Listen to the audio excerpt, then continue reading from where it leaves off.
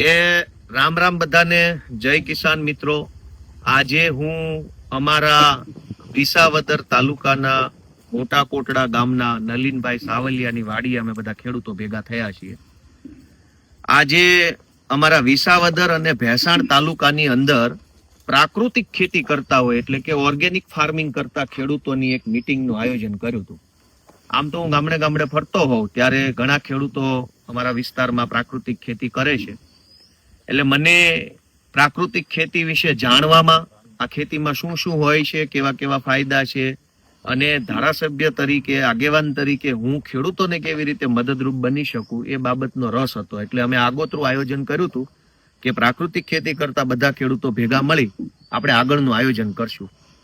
આજે એક સારી બાબત એ છે જાણવા જેવી, ગુજરાતમાં કદાચ કોઈને ખબર હોય કે ન હોય, કે જે ગિરનાર પર્વત છે, પવિત્ર સિદ્ધ ક્ષેત્ર કહેવાય જેને ગિરનાર, એ ગિરનાર પર્વતની જે ગોળાઈ છે એનો 90% હિસ્સો અમારા વિસાવદર, ભેસાણ અને જુનાગઢ તાલુકામાં આવે છે.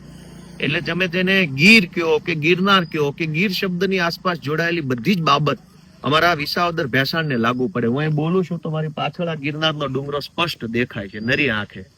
આખી ગિરનારની અને દાતારની પર્વતમાળા છે.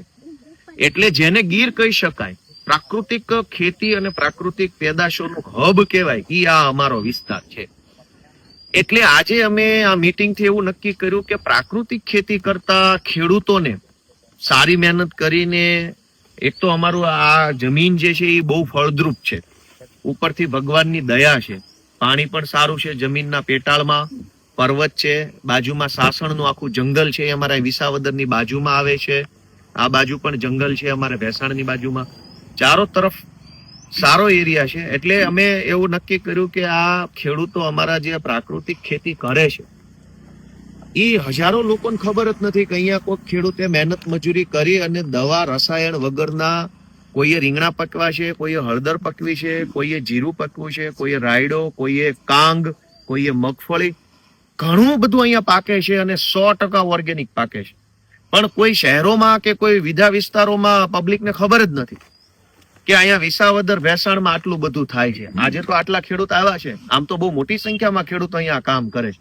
પછી શું કે ખેડૂતો પોતાની રીતે મોબાઈલથી જેટલું આવડે એટલા વોટ્સએપથી વિડીયો બનાવી નાખે અને એ વિડીયો કોઈ જોવે અને આમને સામને ફોનથી પ્રોડક્ટ મંગાવી લે, એવી રીતે ચાલે છે. પણ આ વિસ્તારમાં ભગવાનની એટલી બધી દયા છે, મેં કીધું એમ જંગલ છે, પર્વત છે, નદીઓ છે, પાણી છે, ખેડૂતો બળુકા છે, મહેનત કરવામાં પાછા ન પડે એવા સક્ષમ આગેવાનો છે, પણ એમની પાસે માર્કેટ નથી. ધારો કે 100 મણ ઓર્ગેનિક ઘઉં પકવ્યા તો વેચવાના ક્યાં, કોઈને ખબર જ નથી. એટલે માર્કેટ ભાવે વેચાઈ જાય અને માણસના મોઢા સુધી સારા ઘઉં જાય નહીં. મહેનત કરી, માલ ઉગ્યો, બધું થઈ ગયું, પણ એ માલ જેને ઈચ્છા છે ઓર્ગેનિક ખાવાની એના સુધી પહોંચ્યો નહીં. એટલે આજે અમે પહેલી મીટિંગ કરી છે. આવનારા દિવસોમાં બીજી મીટિંગ પાછી અમારે અહીંયા મોટા કોટડા ગામની આસપાસમાં ક્યાંક રાખશું, જેમાં વિસાવદર ભેસાણના ખેડૂતો, બધા ઓર્ગેનિક ખેતી કરતા ખેડૂતો ભેગા મળી અને માર્કેટ કેવી રીતે આનું ઊભું કરવું એના ઉપર અમે એક આખો વિચાર રજૂ કરી રહ્યા છીએ. અમારા બધાનો સહિયારો પ્રયાસ છે, એમાં હું નિમિત્ત બનવા માંગુ છું, બાકી મૂળ મહેનત ખેડૂતોની છે. ઈચ્છા અને આશા એવી છે કે કંઈક મોટું પ્લેટફોર્મ ઊભું થાય અહીં વિસાવદર ભેસાણમાંથી, અને પ્લેટફોર્મ ભવિષ્યમાં એવડું મોટું બને કે ગુજરાતના અને અમારા વિસ્તારના હજારો ખેડૂતો ઓર્ગેનિક ખેતી તરફ વળે, એને જેટલો પણ ખેત પેદાશ થાય એ બધું સારા ભાવથી વેચાય, લોકોને સારું ખાવાનું મળે અને ખેડૂતોને સારું એનું વળતર મળે, વળતર જમીન શુદ્ધિકરણ થાય. એટલે મારે આજે આ પ્રાકૃતિક ખેતીની મીટિંગ પરથી ગુજરાતમાં જે લોકો મારી વાત સાંભળે એને વિનંતી છે કે તમે પ્રાકૃતિક ખેતીમાં પ્લેટફોર્મ ઊભું કરવા બાબતે તમારી પાસે કોઈ માહિતી હોય કે કેવી રીતે આનું પ્લેટફોર્મ ઊભું કરવું, માર્કેટ કેમ ઊભું કરવું, વેચવું હોય, માનો કે ભેસાણ તાલુકાના મોરવાડા ગામમાંથી કોઈએ 20 કિલો કે 25 કિલો ઘઉં પકવ્યા છે અને ઘઉંનું વેચાણ કરવું હોય તો કેવી રીતે કરવું, એમને જરાક ના પાડો, કેવી રીતે કરવું, બરાબર, એ ઘઉં કેવી રીતે વેચવા, અથવા બધા જ ઘઉં વેચાય જાય એવું શું કરવું. તો જે કાંઈ પણ માર્કેટ કરવા માટે social media, e commerce, organic farming product, પેકેજિંગને લગતું કોઈની પાસે નોલેજ હોય, બ્રાન્ડિંગને લગતું કોઈની પાસે જ્ઞાન હોય, તો એવા મિત્રો જો સપોર્ટ કરવા અમારા વિસાવદર ભેસાણને માંગતા હોય તો પણ અમારો સંપર્ક કરે. મારા ફેસબુકના મેસેન્જરમાં મેસેજ કરી શકો, મારા ઈમેલ એડ્રેસ પર ઈમેલ કરી શકો, જેની પાસે મોબાઈલ નંબર હોય એ મને મેસેજ કરી શકે, અથવા મારા ફેસબુકમાં કોમેન્ટ કરી શકો, અથવા આમ આદમી પાર્ટીનો કોઈ કાર્યકર્તાને તમે ઓળખતો હોય તો એના સંપર્કથી મારો સંપર્ક થાય.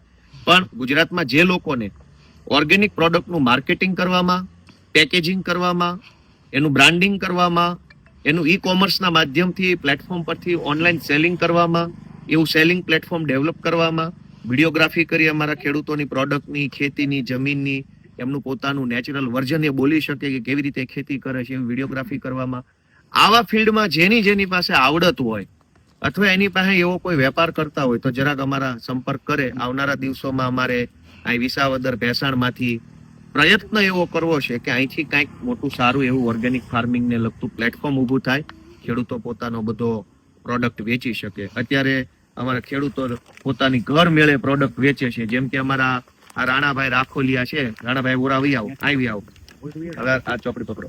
આ રાણાભાઈ જે છે એ ઓર્ગેનિક જ પકવે છે 100%, પણ એ ઘર મેળે પેકિંગ બ્રાન્ડિંગ કરે છે. આ રીતે આવી રીતે કોથળી છપાવી છે, આ પોક છે, આ ચણા છે, આ 100% ઓર્ગેનિક છે. આમ તો આટલી સારી વસ્તુ ખાવા મળવી બહુ મોંઘી છે, મુશ્કેલ છે.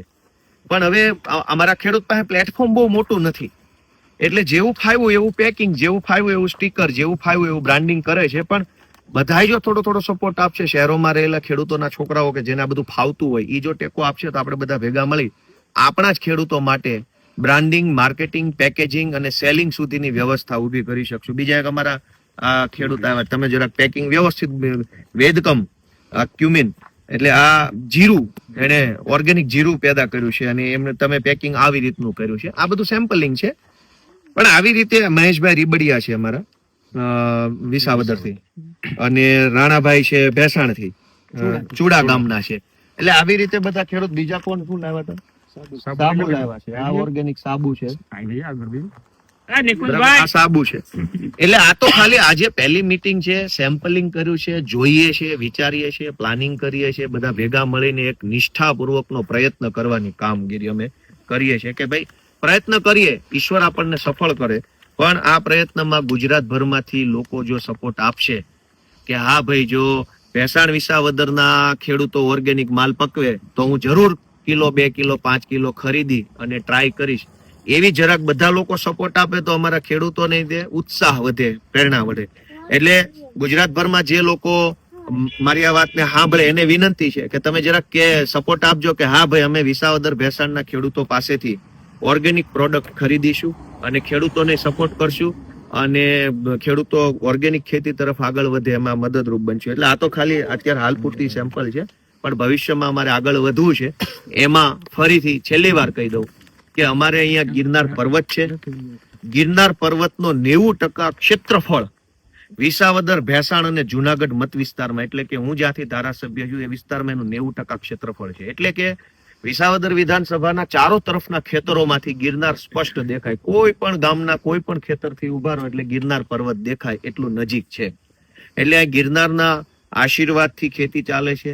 અહીંયા સારી એવી નદીઓ છે અને નદીઓ પણ ગિરનારમાંથી જ નીકળતી નદીઓ છે, એનું શુદ્ધ પવિત્ર પાણી છે, એનાથી જ ખેતી થાય છે.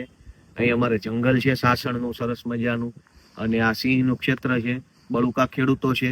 માત્ર ઘટે છે બ્રાન્ડિંગ, પેકેજિંગ, એનું માર્કેટિંગ અને ઓનલાઈન સેલિંગનું પ્લેટફોર્મ જે ઊભું કરવા માટે એક સામાન્ય વિચાર લઈને આજે મળ્યા છીએ.